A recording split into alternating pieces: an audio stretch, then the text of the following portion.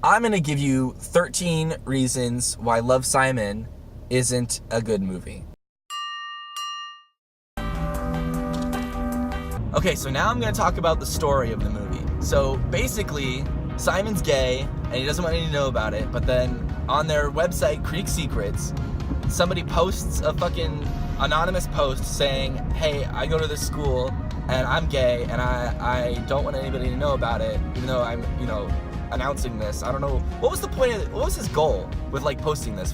Why?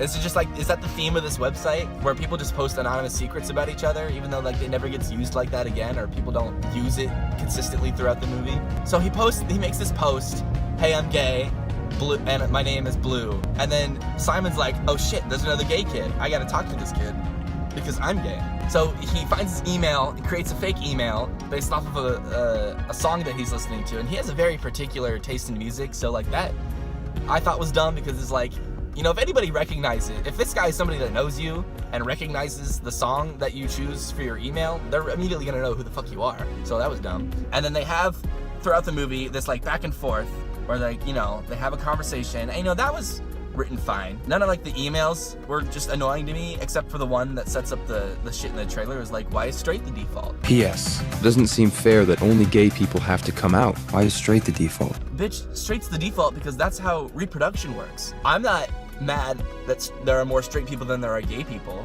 because that's how biology works. So that was dumb. But other than that, the emails were fine.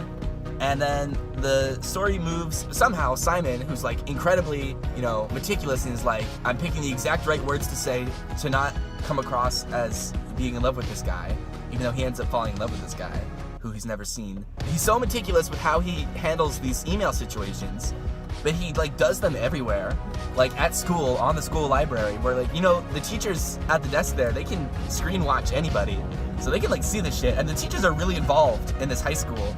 So they might talk to you about this shit if you were to even think about the consequences of what you're doing. But then he's at school doing it in the library and he leaves it logged in. What the fuck is wrong with you, dude? Somebody talks to him and he gets distracted, but I'm not gonna forget to log out of these emails that I'm trying to keep secret from literally everybody. So lo and behold, Martin finds them. And Martin takes screenshots of them and starts blackmailing Simon to try to get Martin to date Abby. Otherwise, Martin will leak his emails. A real Hillary Clinton situation. Simon goes along with this and tries to put Martin and Abby in situations where they can chat or whatever, but Martin's a fucking creep, and so he blows it every time. And then he's also trying to keep their other friend, what is his name? He's trying to keep his other friend away from Abby because he knows that they'll probably start dating if they talk to each other. So he's doing these shitty things, but it's because he's stuck in a situation and he doesn't know who to talk to because he's gay and he doesn't want anybody to know that he's gay. Eventually, Martin makes this big grand gesture during their homecoming, and it falls flat on his face, and everybody's posting about it on Creek Secrets, and everybody's, laughing at him and, bullying him, and it's ha ha ha, let's laugh at this kid who really made himself super vulnerable, and let's fucking get him to kill himself. That's so funny. And so as a result, Martin leaks Simon's emails to get people to talk about that instead of talking about him. And it works because, you never hear about Martin's incident ever again throughout the movie. First of all, that shouldn't have worked. And second of all, now Simon has to deal with the consequences of all the shit that he's been doing to keep people from knowing that he's gay. And then his sister confronts him about it. And that scene was super cringy because the acting was so bad. And then he comes out to his parents on Christmas and it doesn't go well. And then eventually, he makes a post on Creek Secrets, hey, this is Simon, the emails are true, I'm not ashamed of it, blah, blah, blah, blah, blah. And then there's a bully who there's these two school bullies. There's always only two bullies in every high school. And they're always very openly a bully, and they're very open about how they bully other people. People feel sorry for Simon now because he's gay, and so people feel sorry for him because he's gay. And this whole time, Blue is anonymous and he doesn't know who Blue is, and he's trying to figure out who Blue is. And so he bounces from guy to guy. He's ooh, I think this guy's Blue. I'm gonna fall in love with him and think he's the most beautiful person I've ever seen. Oh, that's not Blue? Okay, fuck that guy. So, oh, I think this guy's Blue. I'll fall in love with him and think he's the most beautiful person I've ever seen. Oh, that's not Blue? Oh, fuck that guy. And then he does that 2 or 3 times. And then eventually he's like, hey Blue, this is on Creek Secrets, by the way. Hey Blue, I'm gonna be at the Ferris wheel because that's like our symbol for our love is the Ferris wheel. So I'm gonna be at the Ferris wheel at the town carnival, and I would like you to meet me there so that we can be gay together. Even though Blue has shown no signs of ever contacting him again and no signs of ever wanting to be out to the public. He came out to his dad earlier in the movie, but like, and that went well for him, so you would think he'd be like, you know, more fine, but then he like ghosts Simon or whatever. So he goes to this Ferris wheel and he meets Blue there, and then they fall in love and the movie's over, and all his friends are not mad at him again, and his family loves him, and he goes back to his perfect life, except now has no problems in life. He's just a happy, white, rich, popular, attractive gay kid. Good job, movie. You solved all of the problems that anybody could ever face by giving them only one problem to deal with and then solving it by the end of the movie. Great job, movie. You did great. So you can see through my tone of voice how like annoying and boring the story is. And it's just like, you can do a coming out story, you can do a coming of age story, but just don't make it so boring. Don't make it so predictable. Don't make it so like offensively like bad. Hi, I'm here to pick up headphone adapter from Chelsea. Yeah. What's your name? Simon. There you go, Simon. Thank you so much. Have a great day. You too. All right.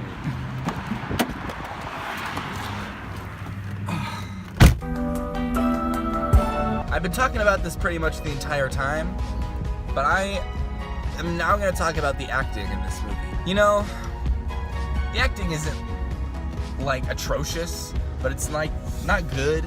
It's not inspired. It's not like any of these actors actually care about their characters or have like analyzed their characters' motives and who their characters are or whatever.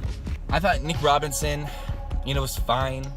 It wasn't like as dumb as like his character was, so he didn't really have a lot to work with. The director really just let these actors, you know, suck. And that's sad because, you know, they're not, I doubt they're like terrible actors. They could probably pull off a good job if they had the right, you know, direction and the right writing. I mentioned in the beginning of the video there was one instance where I thought Nick Robinson really gave a believable performance. But like other than that, it's just the acting was just so boring. There was just nothing to work with.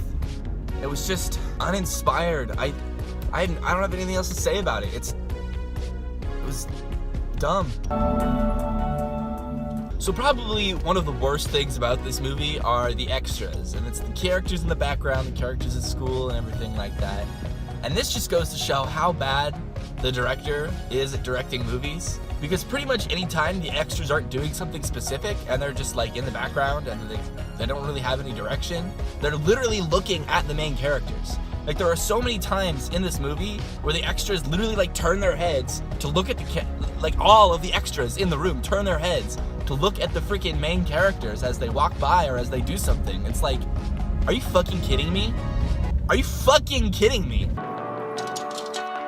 Alright, next thing I'm gonna talk about is the cinematography, which this section should also be really short because I thought the cinematography was dumb. Nothing was shot in any sort of style. Everything was very well lit, and there was no real sense of like a real world that I'm in. Nothing like was interesting to look at. It was just, you know, basic shot, reverse shot type stuff, like just very basic. And it's like, stop doing that. You know, why are you in this like business of creating art if you're just gonna be uncreative and basic? Just stop doing it. Just move on. Do something else. Get a new job. So now I'm gonna talk about, you know, the score and the soundtrack of this movie, and I'm pretty sure there was no score. Like, I don't remember there being music just like during the movie. Like, the only time there was ever just like, you know, musicality in the movie was if we're taking a break or we're doing like a little transition and then there's like a catchy song, or like they're at a party and Love Lies plays by Khalid. The music is just so trendy and just so pop based, and you know, woohoo, this is the movie for the kids. And it's like, what does this have to do with the movie? Like, I understand that these are high school kids, so this is like the music they would listen to. Sure, you can do that for like when they're at the parties and stuff. I don't care about that. But why is there just dumb music playing over the movie at parts where it like doesn't fit or like it doesn't matter? Write a score. Hire somebody that can like make this movie feel anything. Just do something. Do something. So this point is kind of personal, and it's something that I've noticed in the second half, or like this most recent half of Jennifer Garner's career. She just doesn't do good movies, and she's not a good actress. She picks movies, or rather her agent probably picks movies for her to be in, and they just suck, all of them. Like, she hasn't been in a good movie for years. And so when you see Jennifer Garner is gonna be in a movie, that's gonna be a bad movie. And it's no exception with this one. She's in this movie, she sucks in this movie, and the movie sucks anyway. So if you wanna like watch out in the future for if a movie's gonna be bad, just see if Jennifer Garner's in it, and then the movie's gonna be bad.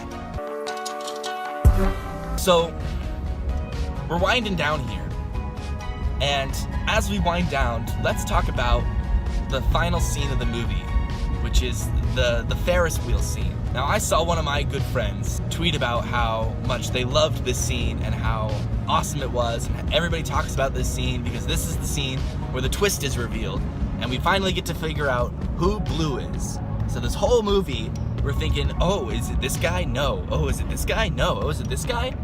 And so the way the movie's going, I'm sort of thinking, you know, a good movie would make it none of these guys, and it would just be somebody else, and somebody who Simon can learn a lesson from about love and about himself and about being open about yourself and not being afraid of yourself, and it was just somebody else. But the movie decided to go with the first guy that we see that he thinks it is, the Halloween party guy, Bram. What kind of fucking name is Bram? Bram is Blue.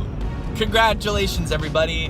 There's nothing inspiring about this. We picked somebody really boring. We picked somebody who's also very attractive and has it very well off and is having a great life, except for the fact that they're gay. Congratulations, everybody. So when they revealed that the person we've been waiting to see this entire movie was just some guy that we saw at the beginning of the movie, I was livid. I was so angry that they just decided to go with some cheap twist that wasn't even really a twist. It was so predictable. Because you're just gonna make it one of the guys that you thought it might be? That's so boring. That makes this movie so boring and so annoying. Like, why did I sit through this entire fucking movie? I thought that the movie would have been way better if instead of it being Bram, it was Leia. And I thought, first of all, I thought Leia should have been gay, and gay for Abby, the other friend that they had. I thought that would have been, you know, a great twist, because now we have these two friends who have been friends for 13 years, and they didn't realize that that both of them were gay, and now they can be closer friends, and we don't get like this fake romance that spawns out of nothing, and Simon can learn lessons about love and life and everything, and so can Leia. And I thought that was like her deal, but no, they choose to make her character as boring as possible, and so she's just in love with Simon for her whole life. And you know, that is just so boring. Like, write a character who's not as boring, write a twist that's not as boring. This writing was so boring. I'm reviewing Love, Simon. Have you seen it yet? Oh, I have not. I heard it's really good. So you heard it was good? Yeah. I've heard good reviews, and it was at the box office. It was doing fairly well. Selling for tickets. Okay.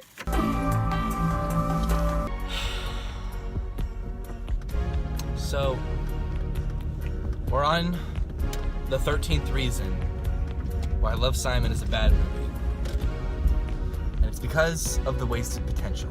People are gonna like this movie, and people are gonna think it's a good movie even though it's not a good movie. People can like bad movies, you know.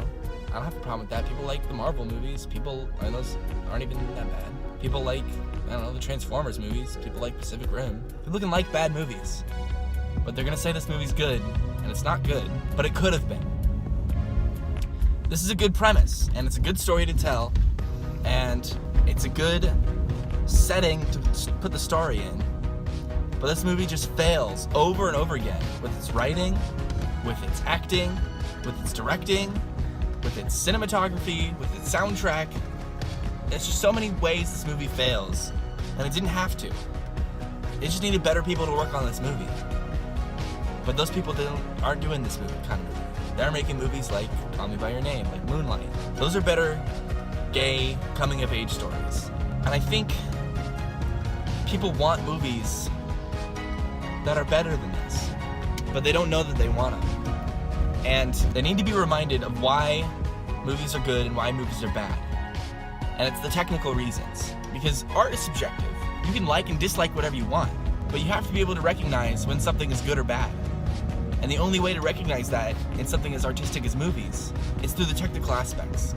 And in this movie, these technical aspects didn't go well. And they could have gone so much better, and everybody would have seen this movie, and would have made a lot more money, even though it probably is still gonna make its money back. And these actors are probably gonna get a lot of work for a long time, and nothing's gonna change, but, you know, I wish things would change. That's my review of Love, Simon. Could have been better, but people will still like it because it was cute. You'll probably like it. You'll probably go see it.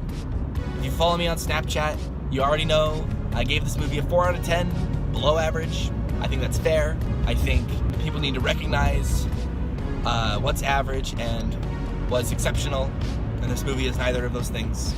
So please demand better movies from Hollywood so that I can be less sad about it. Have a good day.